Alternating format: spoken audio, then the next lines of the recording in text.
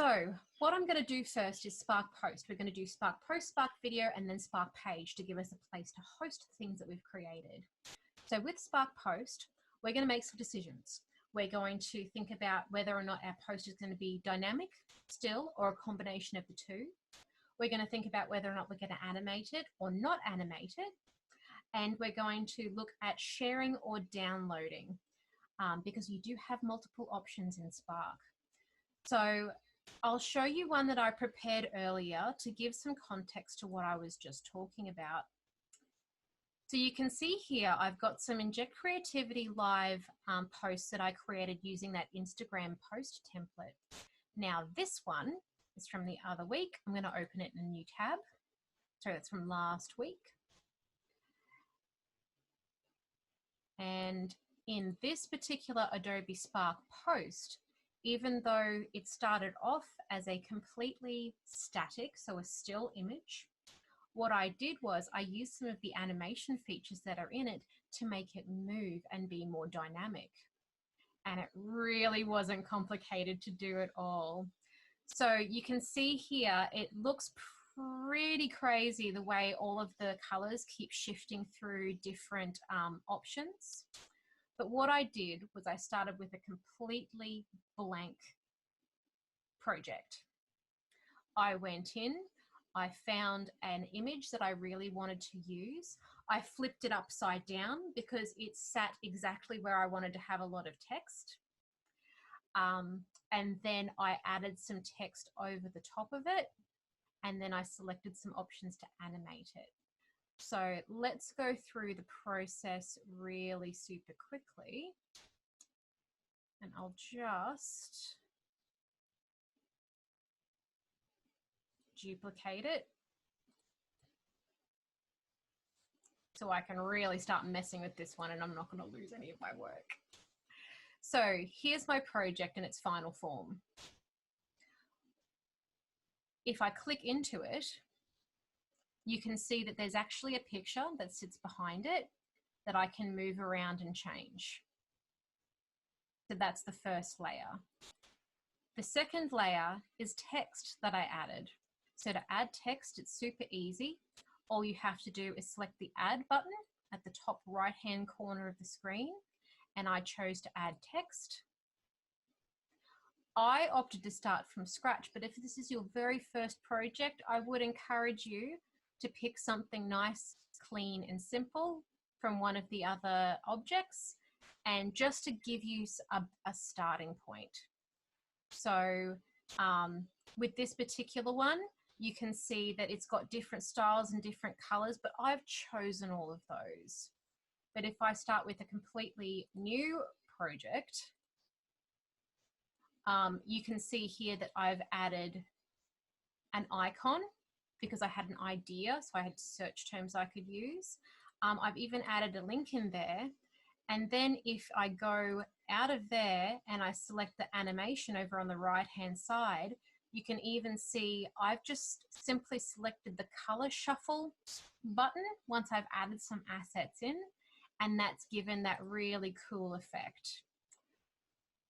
So now that I've got my blank project over here, I'm going to replicate doing that, and I hope that you follow along with me.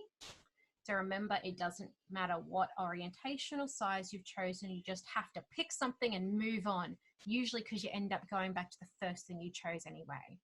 So I'm going to go to the Add button, and I can choose to add a photo.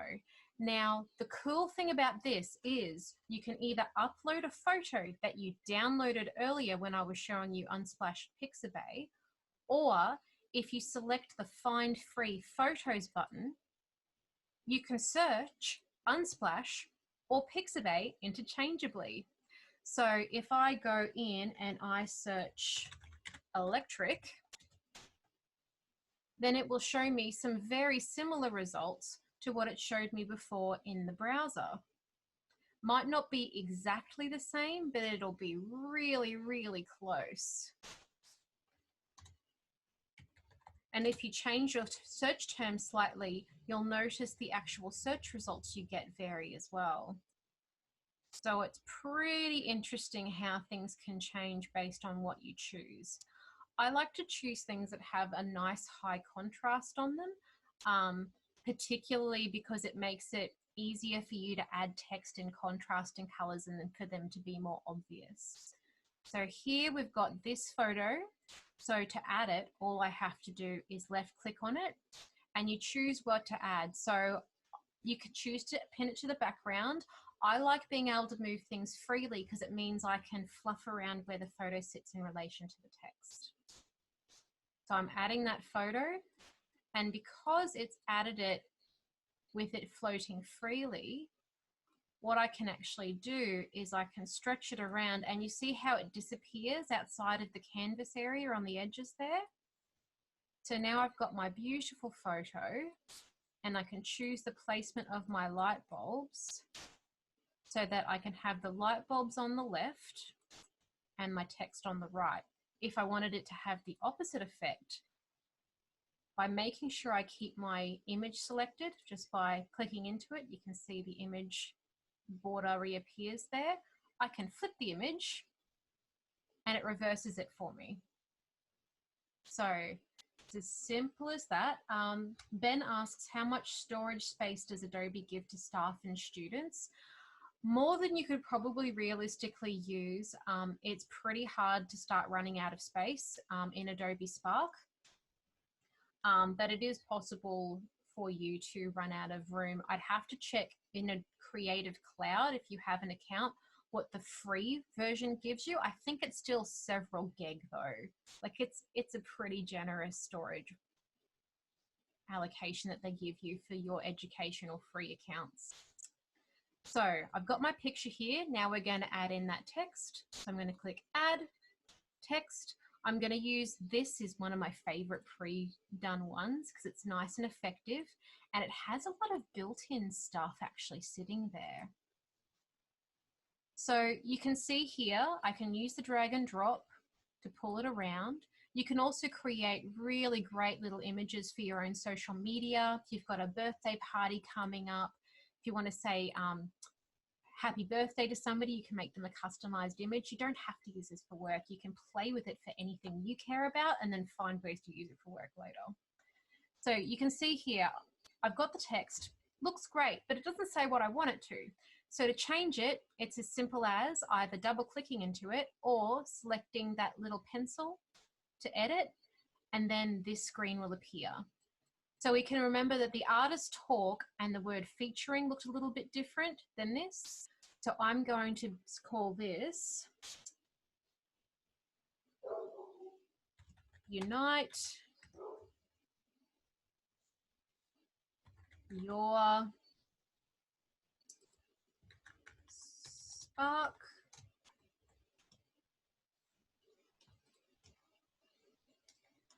I'm going to say creativity in action. Doesn't really matter what you say, can be anything you like. But you can see what it's done is it has auto-adjusted the text to fit inside this book shape.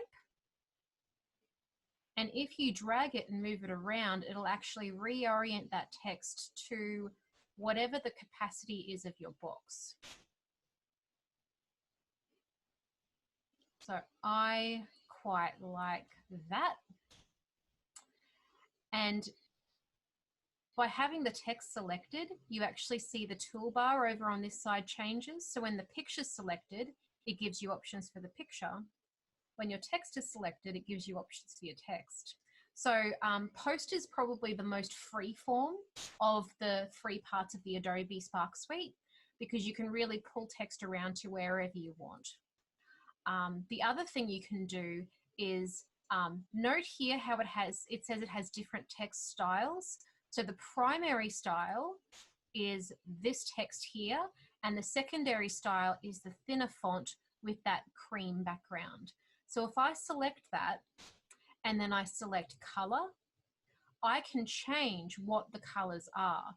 To do that, I select change color under current colors, and I'm going to pick something using the Eyedropper Tool to match it in with one of these lovely colors that is sitting in here with this photo. So if I picked an orange, it makes the text go really dark. If I choose the inside of the filament, it makes it really pale. So it's that easy to start messing around with it. You can also manually modify what the color is, but I actually like when I'm doing text in Spark Post, I really like using the Eyedropper tool because it gives your entire project a sense of unity because it's using a consistent color palette with colors that actually feature already inside the image you've chosen. So I like that color, so I'm going to hit save. The next thing I'm going to do is I'm just going to modify that background color that sits there. So I'm going to select secondary. And you'll see here it actually has a shuffle option. So there's actually two colors in this theme. There's a black and there's like a creamy white. So by selecting the shuffle button, it actually allows me to do that. So if I was to grab this text and pull it across over the light bulb, it would actually stand out more. And it also just gave away something. Do you see those two subtle little lines they're sitting on there? If you drag this across, it'll actually apply that secondary text style to the text that you've clicked. Not just that, you're not stuck in just dragging and dropping it. What you can also do is click other text in here and it'll apply that same style to that text.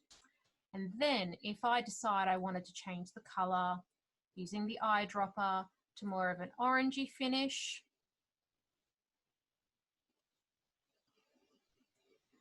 and click save, and then flip those colors around, you see how it really starts to pull the same color palette in together. The other thing I might change is I'm not really a huge fan of that super thin text. So what I'm going to do is in that secondary text, I'm going to select the type tool on the right-hand side and see where it says Lato Light. I'm going to select it and I'm going to make it bold. Whoa. So that's really mangled it a little bit. Let's see if we can fix that up a little, shall we? There we go. So sometimes it might glitch a little when you make a change that reorients things. You can usually get it to self-correct just by grabbing the box and giving it a bit of a wiggle. So there we go. There is my post project.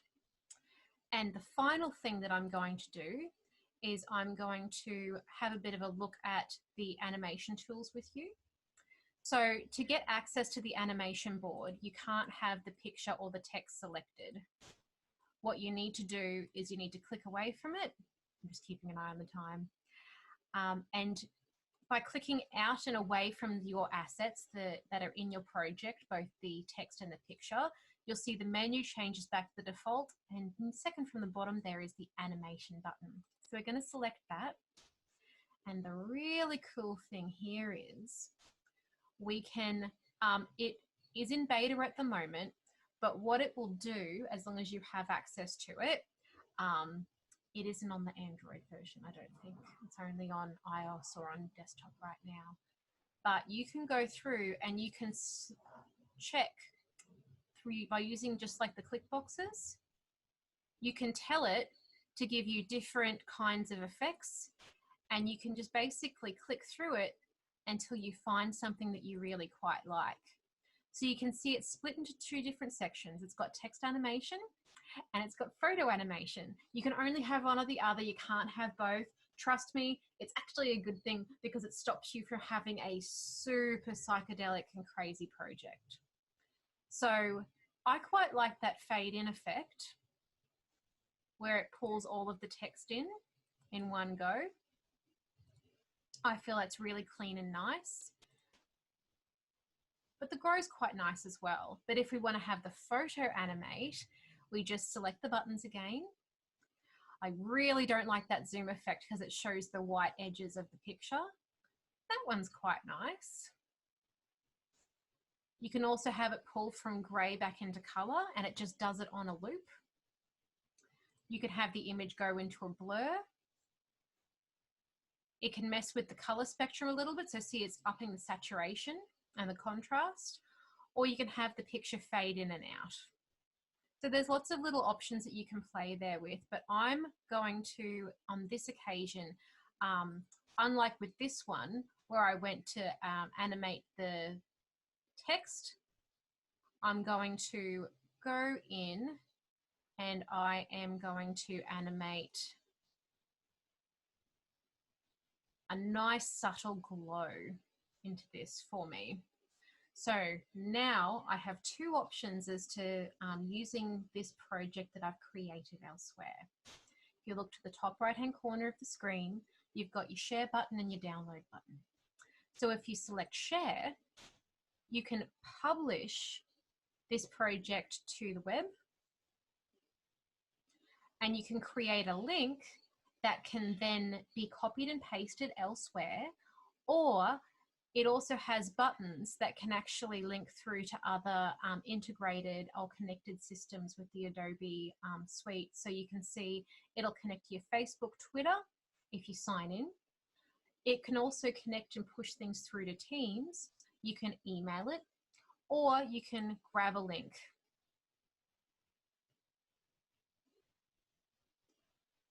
Now, the cool thing about Spark Post is by creating the link, what you can actually do is you can share this project with other people, and the post will actually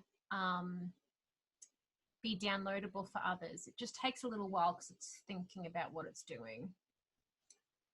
So if I copy that link and I drop it into the chat for you, if you open that link,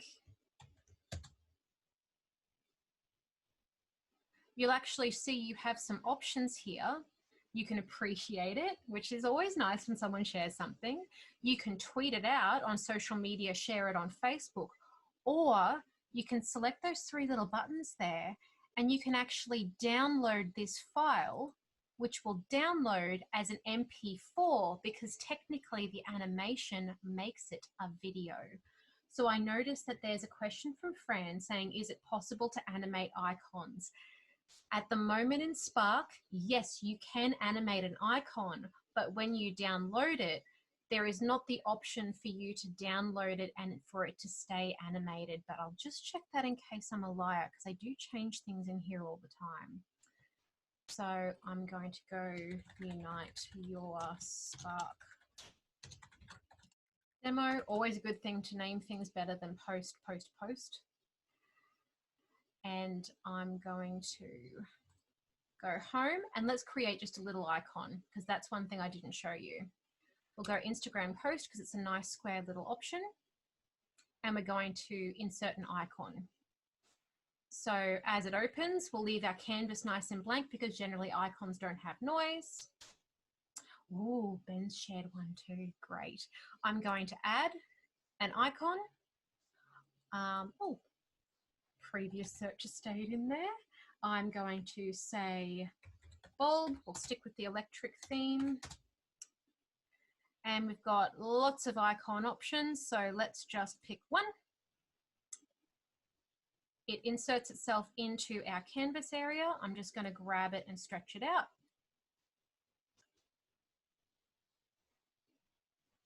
Come on, Bubba. Art saving. There we go. Now, remember, I click out of my canvas, go to the animation, and at the moment it says none. It doesn't want to accept that that asset is there.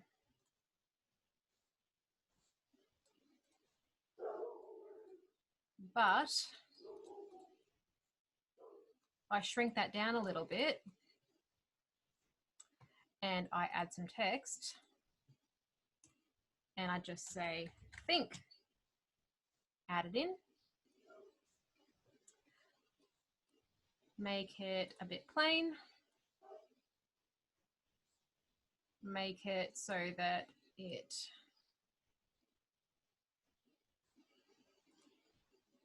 doesn't have that secondary color.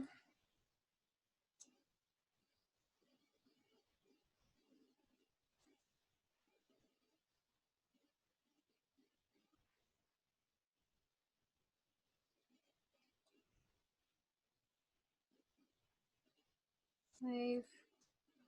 I'll make that color something similar. And now I go to Animate. Probably got too many windows open. It's having a bit of a think.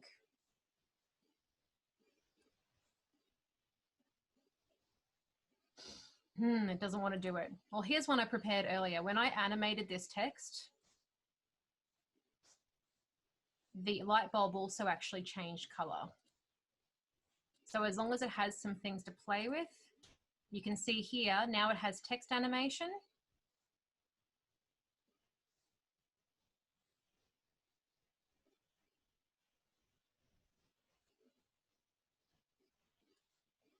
So yes, you kind of can animate it, but it has to have something that it can actually detect and work off of. But at the very least, it actually looks like it is fading in some stuff. Yeah, it's really up to you to have a bit of a play and push it. And then if there's any features that you would really like to have included in Spark, they actually have a development suggestions page that you can use. So great, we'll have a bit of a look and we'll take a break and look at some of these contributions. That looks great, Ben. Oh, that's very dynamic, I love it. We've got Fran, welcome to this module. That's great, like the little wavy hands, it's very sweet. Artist talk. Okay, cool. Very subtle. I'm a big fan. So I think we've pretty much got a bit of a grip on that. So I'm just going to close those windows down and we'll go back to the home page. So one thing I didn't demonstrate was downloading. So if I quickly jump into that project again, the download is pretty basic. You have some options once you click the download button at the top right. To keep your animation as an animation, you select it's got MP4 selected by default because of the animation's been activated. If you just want it as a still image, I recommend selecting PNGs. I like PNGs, and you can start the download. If you want to have it as a higher fidelity image, you could download it as a PDF, and usually the graphics are a bit crisper.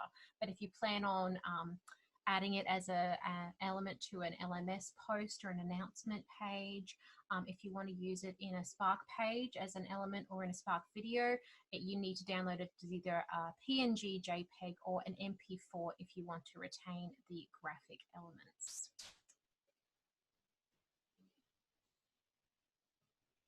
So, does anybody have any questions after that exhaustive little demonstration? It's such a simple tool, but there's so many aspects to it that you can manipulate that it's easy to get carried away with it.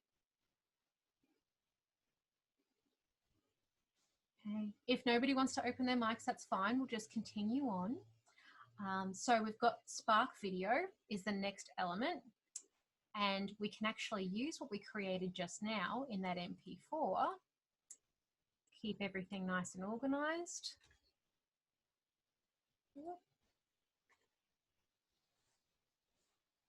I've downloaded it twice. So I'm going to cut that and I'm going to drop it into my nice little file organization. There we go. I might just quickly download that as a PNG as well. Worth mentioning, if you're downloading as PNG, that's the file format that allows you to have the background without any color in it. If you want to have a transparent background, particularly good when you're creating those icons that we mentioned earlier. Okay, you'll also notice that images download a lot faster than videos.